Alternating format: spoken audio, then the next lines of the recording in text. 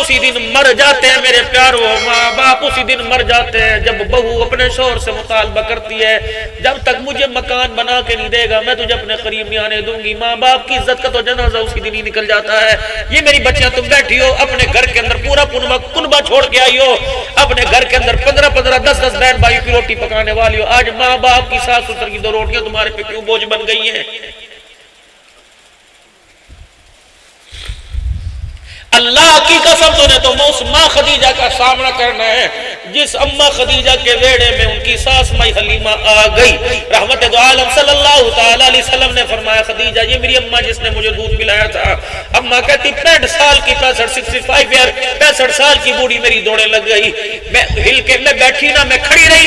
حضور نے فرمایا بیٹھتی کیوں نہیں؟ میرے کہا کملی والے اللہ اکبر تیری ماں میری ساس پانی مانگے گئی لانے میں دیر نہ ہو جائے۔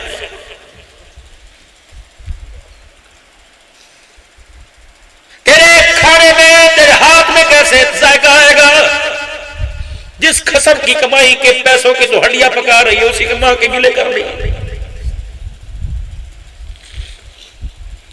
تیری اولاد کیسے فرما بردار ہوگی؟ تیرے چڑچڑے پن نے تیرے شوہر کو تیرے ماں باپ سے اپنے ماں باپ سے دور کر دیا۔ اپنے ماں باپ کو تو امی جی ابو جی کلواتی ہے، دوسرے کو کتا بلا کہنے کے لیے تیار نہیں۔ بتا تیرے گھر کے اندر عبد القادر جنانی کیسے آ کے کھیلے گا؟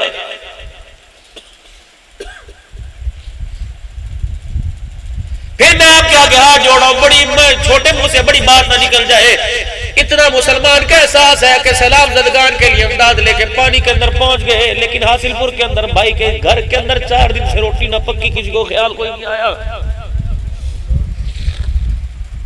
بیوہ بھابی کے سارے بچے موٹر سائیکل پر ہوٹلوں پر چائے پلانے والے ہوٹلوں پر لگ گئے تو آٹے کے چیلے وہاں جا کے مارتا پھر رہے۔ بیوہ بھابی اور مرنے والے بھائی کے گھر کا بجلی کا میٹر کٹ گیا، بچے اسکول کی فیس نہ دینے کی وجہ سے گھر میں آ کے بیٹھ گئے۔ تو اللہ کی قسم تجھے مارکیٹ حاصل پور کے اندر بنا کر گھر کے اندر چھوٹے گوشت سے روٹی کھانے کی اجازت کوئی نہیں۔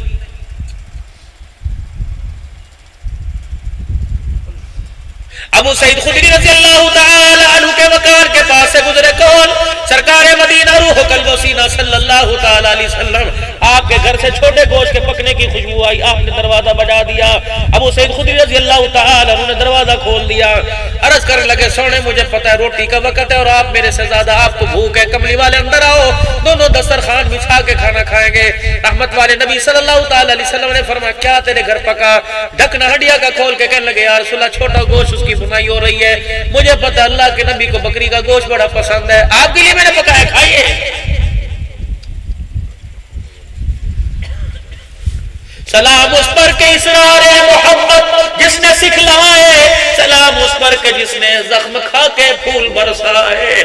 آپ نے فرمایا وہ سید خودی روٹی بعد میں کھاؤں گا، پہلے بتا تیرے محلے کے اندر کون کون رہتا ہے؟ سارے جن کے گھر چھوٹا گوشت پکا؟ کہ نہیں یا رسول اللہ، یہ 2 مگلیاں چھوڑ کر، یہ 2 مکان چھوڑ کر فلانے صحابی کا مکان ہے، مسجد نبوی سے واپس آ رہے تھے، یہ اپنے دروازے میں گھستے ہوئے مجھے کہا ابو سعید دعا کری کتنے دنوں کے میرے گھر میں چولہا نہیں جلا۔ اچھا یہ 7 والا مکان ہے، پرسوں اس کا انتقال ہوا، یہ اللہ اکبر ایک بیوہ 4 یا 3 بچیاں چھوڑ کے گیا۔ سامنے والا مکان ہے، تھوڑی دیر پہلے اس کے گھر والے میرے گھر میں آئے تھے اور کہہ رہے تھے اگر تیرے گھر روٹی پکے تو ایک آدھی روٹی ہمارے گھر بھی دے دینا، ٹکڑا ٹکڑا پہ گزارا کر لیں گے۔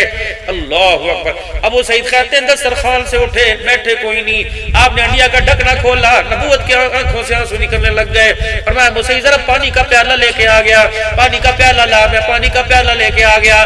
آپ نے سارا بھنے سالن کے اندر پانی ڈال دیا اور پانی لا، فرمایا اور پانی ڈال دیا، شوربہ سا بن گیا، بوٹیاں ساری پانی کے اندر چھپ گئی۔ پھر آپ نے چمچہ پکڑ لیا، فرمایا برتن تو لا، ڈالتا میں جاؤں۔ جب برتن سالن ڈالتے گئے برتن بھر گئے، فرمایا جا اس کے گھر دیا جو کہہ رہا تھا دعا کر میرے گھر کا چولہا جل جائے، جو اس کے گھر دے آ جس کا جنازہ 4 دن پہلے اٹھا، اس کے گھر دے آ جس کے گھر کچھ نہیں پکا۔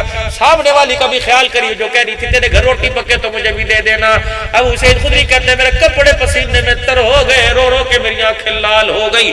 جب میں گھر واپس سب کو نمٹا کے محلے میں دے کے آیا تو ہڈیاں میں سالن ہی ختم ہو گیا۔ رحمت والے نبی نے دیکھڑی اٹھوائی اپنے سامنے رکھ لی اور مجھے بٹھایا، آدھی روٹی کا ٹکڑا آپ نے اپنے ہاتھ میں لے لیا، آدھی روٹی کا ٹکڑا آپ نے مجھے دے دیا اور خود روٹی روٹی کا ٹکڑا توڑ کر یوں کر کے پیندے سے لگایا، میرے ہنجو نکل گئے، میری کوک نکل گئی۔ آپ نے فرمایا کیوں رہا تیری ہڈیاں سے بوٹیاں ختم ہو گئی؟ نا یا رسول اللہ آپ نے آج مجھے ہلاکت سے بچا لیا، آپ نے ہلاکت سے بچا لیا۔ لقمہ منہ میں، ادھر ابو سعید خدری رو دے، حضور سرکار رو رہے اور روتے فرمایا ابو سعید خدری تیری ہڈیاں سے میں کھاتا تو راضی ہو جاتا، تو کھاتا میں راضی ہو جاتا۔ قسم اسرف کی جس نے میرے سر پہ ختم نبوت کا تاج رکھا، آج تیری ہڈیاں سے ضرورت مند کھا گئے، تیری ہڈیاں سے مصطفیٰ بھی راضی ہو گیا، عرش والا خدا بھی راضی ہو گیا۔ احساس پیدا کرو میرے چاند، اپنے اندر احساس پیدا کرو، اب اپنے لیے نہیں آئے بلکہ تم خیر امت اخرجت للناس، ساری انسانیت کے لیے آئے۔ کوئی بغیر کلمے سے چلا گیا آپ سے میرے سے پوچھا جائے گا، کوئی بے نمازی مر گیا آپ سے میرے سے پوچھا جائے گا۔ تیرے میرے فریج کے اندر فروٹ بھرے پڑے رہے اور ساتھ والا پڑوسی بھوکا مر گیا، خدا کی قسم قیامت کے دن ان انگوروں سے برکیلوں کا حساب لیا جائے گا۔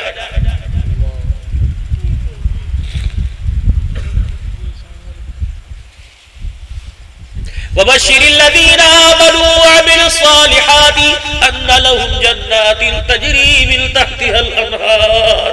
کس کی اللہ بشارت دے رہا ہے؟ کبھی آپ نے میں نے سوچا کہ اللہ کس جنت کی طرف بلا رہا ہے؟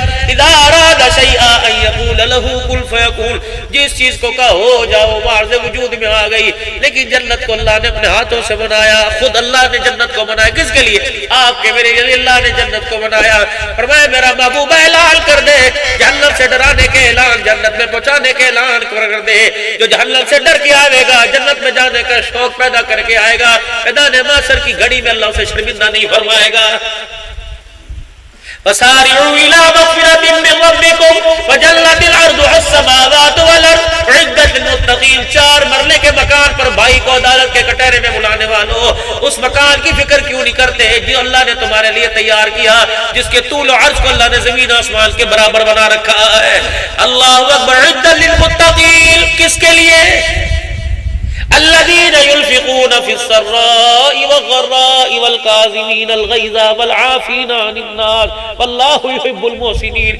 جاؤ جاؤ سیرت کے آئینے میں کھڑے ہو کر، سامنے کھڑے ہو کر جو جنت والوں کے لیے اللہ خوشخبری دے رہا ہے اور جنت والوں کی نشانیاں بتلا رہا ہے۔ اگر یہ ساری نشانیاں آپ کے میرے اندر ہیں تو سو جا، کوئی نہیں اٹھائے گا، ورنہ رب اکبر کی قسم ان نشانیوں کے بارے میں فکر کر لے، قبر کے اندر فرشتہ آپ کو مجھے آرام سے سونے نہیں دے گا۔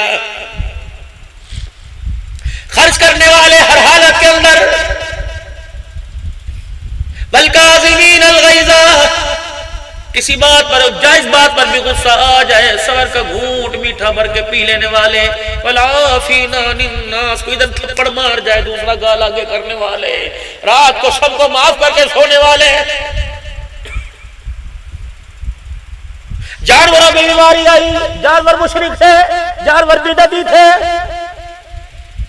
ہم نے عبادت کو شوق بنایا، اتنا شوق بڑھ گیا ایک ایک جانور 15-15 لاکھ روپے کا ہو گیا، غریب قربانی کے فرض سے خدا کی قسم محروم ہو کے رہ گیا۔ اگر آپ کی میری گلی میں کسی امیر کے گھر 15 لاکھ روپے کا جانور آئے تو ساتھ والا گھر غریب کا بتاؤ وہ 15 لاکھ کا جانور کہاں سے لائے گا؟ اس کے بچے تو روزانہ باپ کی بوٹیاں نوچ نوچ کے مار دیں گے، مجھے بھی ایسا جانور چاہیے۔ اللہ کی قسم تیرے قربانی کے جانور سے کسی غریب کی عزت نفس مجروح ہو گئی، اللہ تیری قربانی کے خون کا قطرہ بھی قبول نہیں فرمائے گا۔ حاصل پور والوں لے کے دوڑے سارا مال کراچی کے اندر، اللہ نے کہا ٹھہر جو، نہیں کسی نے سبق نہیں ملے گا۔ یا والوں کو قربانی سے محروم کیوں کیا؟ حاجی صاحب ذرا جانور کی جھالر چیک کرو، اس کی کوہال چیک کرو، اس کی کمر چیک کرو، اس کی پڑ چیک کرو، 5 کلو دودھ روزانہ پیتا ہے، مکھن کا پیڑا میں اپنے ہاتھ سے کھلاتا ہوں، پائیا بادام کی گری میں ہاتھ پہ رکھ کے کھلاتا ہوں۔ میں نے کہا بے شرما، خدا کی قسم جنہیں چارے کھلانے کا حکم تھا انہیں بادام کھلائے، اور جنہیں بادام کھلانے کا حکم تھا انہیں چارے کے بھی نہیں کھلاتا۔ ہم نے پوچھ پائی کوئی نہیں کا مطلب نہیں سمجھا۔ میں نے کہا تیرے گھر تیرے بوڑھے ماں باپ ہے کا جی؟ میں نے کہا ایک مرتبہ مجھے اپنے ماں باپ کے گھر لے جا۔ کیا کرو گے؟ کل میں نے کہا لے کے دو جا، اپنے ماں باپ کے سامنے جا کے بٹھایا۔ میں نے کہا بزرگ کو بتاؤ تو صحیح، یہ جانور کو 5 کلو دودھ پلاتا ہے، کبھی رات کو تو ایک پیالہ بھی اس نے دودھ کا پلایا کہ نہیں پلایا، کبھی 2 گریاں بھی نام کی تیرے آگے رکھی کہ نہیں رکھی، اماں کبھی تجھے بھی روٹی پہ مکھن کا پیڑا رکھ کے دیا، اماں کی کوک نکلی کہ مکھن کا پیڑا تو دور کی بات ہے، اس کی گھر والی تو سوکھی روٹی پر 10 گالیاں دیتی ہے۔ بتاؤ تیرے میرے جانوروں میں خوشحالی کہاں سے آئے گی؟ کبھی سنا تھا کیڑوں کی بیماری، کبھی سنا تھا چکن پاکس کی بیماری، جب تو نے ماں باپ کے منہ پر جوتے مارنے چھوڑ دیے خدا پاک نے فمن اعرض عن ذکری فإن له معیشۃ ضنکا، جب تو خدا کے حکموں کو توڑے گا اللہ تیرے کاروبار میں آ کر تیرے کاروبار میں تجھے اللہ رکھ کے بیڑا غرق کرے گا۔ فمن اعرض عن ذکری فإن له معیشۃ ضنکا، تو فصل اگا، تو جانوروں کا کام کر، تو پیسہ کر، تو حکومتیں لے کے آ، جب تو میری نافرمانی کرے گا تو تیرے حکومتوں میں آ کر میں تیری حکومتوں کا بیڑا غرق کر کے دکھاؤں گا۔ وَنَحْشُرُهُ يَوْمَ الْقِيَامَةِ أَعْمَىٰ، پھر قیامت کے دن تجھے ایک نشانی کے ساتھ کھڑا کروں گا، ہر ایک آنکھوں سے دیکھے گا، میں دیکھنے والے کو نافرمان کو قیامت کے اندر کھڑا کر کے اٹھاؤں گا، اندھا اٹھا کے کھڑا کروں گا۔ لوگ پوچھیں گے کیا کام کرتا تھا؟ قال اعمى وكم كنت بصيرا، میں تو دنیا میں دیکھا کرتا تھا، یہاں بیٹھ کے پہچان جایا کرتا تھا لڑکی کیسی ہے کیسی نہیں، پہچان جایا کرتا تھا یہ تھیلے میں کیا لے کے جا رہا ہے، میں تو ہاتھ کی ہتھیلی کی لکیروں کو پہچان جایا کرتا تھا، میں تو آسمان کے ستاروں کو دیکھ کے زندگی و تقدیر بتلایا کرتا تھا، میں تو بادلوں کو دیکھ کر قیاس رائے کیا کرتا تھا۔ وقد كنت بصيرا، میں تو آنکھوں والا تھا، اندھا کیوں کر دیا؟ قال كذلك اتتك آياتنا فنسيتها وكذلك اليوم تنسى، 30 پاروں کی کتاب تیرے گھر میں پڑی رہتی تھی، ٹی وی تک تو تیرا ہاتھ جاتا تھا، میرے قرآن تک تیرا ہاتھ نہ ہے، اس لیے میں نے تجھے اندھا اٹھا کے کھڑا کر دیا۔ یہ اللہ کی قسم کہانی کوئی نہیں، کہانی کوئی نہیں، 16ویں سپارے میں اللہ پوری داستان بیان کر رہا ہے۔